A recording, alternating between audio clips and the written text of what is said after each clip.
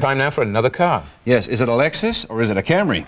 Well, I think it's got a character of its own, really, the Lexus. It's the Camry, it may be under its skin, but it's got its own character to me. Either way, it's only been 3 years since Lexus was introduced to the North American market. Already there are 3 models in the lineup. The newest, the ES300.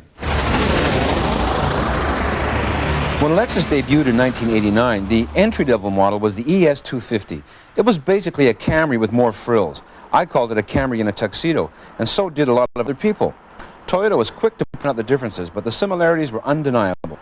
Well, the ES300 also looks an awful lot like a Camry. Toyota strenuously insists that it's definitely not a Camry in disguise. And who am I to argue?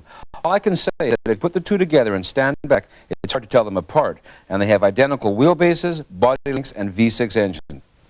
Which isn't necessarily a bad thing. The new Camry is one of the best cars of its kind around these days, and Lexus could pick a worse model to emulate. The ES300 powered by a 3-liter V6 engine that develops 185 horsepower at 5,200 RPM, and it comes with a 4-speed automatic or a 5-speed manual transmission. The 5-speed will go from 0 to 100 kilometers an hour in about 8 seconds, so it's no slouch in the performance department. And it'll deliver 11.5 liters per 100 kilometers combined rating. The ES300 starts at $33,000, and it comes with a 4-year, 8,000-kilometer basic warranty. Anti-locking 4-wheel disc brakes are standard equipment, and it's loaded with safety and convenience features, including driver's side airbag, heated front seats, tilt steering, integrated fog lamps, climate control system, power door locks, keyless entry, and pre-wiring for a cellular phone. There aren't many options: leather upholstery, power sunroof, and a CD player. Now, do I like it? Of course. How can you not like a car like this? It's attractively styled, smooth as silk to drive, comfortable, easy on gas, well-engineered, and is bound to be reliable. Criticizing it is almost like finding fault with gravity. I suppose I could whine about the power door lock system, which requires 2 turns of the key to open all the doors, and the seats, which were a little on the hard side, but I'm reaching. I could also nag Lexus about bringing out another Camry clone, but they're very sensitive about that sort of thing, so I won't. About the only thing I can get worked up about is a problem the ES300 shares with the Acura Legend. During cold starts, the engine has a very fast idle, and the car wants to run away with itself. It's not as bad as the Legend, but disconcerting nonetheless. The most interesting thing about the ES300, as far as I'm concerned, is how it's creating its own market niche. Here we are in the middle of a recession with the car industry experiencing its worst sales performance in a decade, and Lexus brings out yet another luxury sedan. It was only last summer they introduced the SC400 Coupe, and like Acura and Infiniti, Lexus seems to be unaware that it's currently a buyer's market out there. And you know what? They'll sell the ES300 by the boatload. The ES300 will mainly be competing against its perennial rivals Honda and Nissan. The Acura Vigor and Nissan Maxima are at the top of the list, and you can add the Saab 900, BMW 3 Series, Subaru Legacy Turbo, Mazda 929, and even 2 of Toyota's own offerings, the Camry and Cressida. Tony, I give this one a driving dollar value of 3/4 of a tank.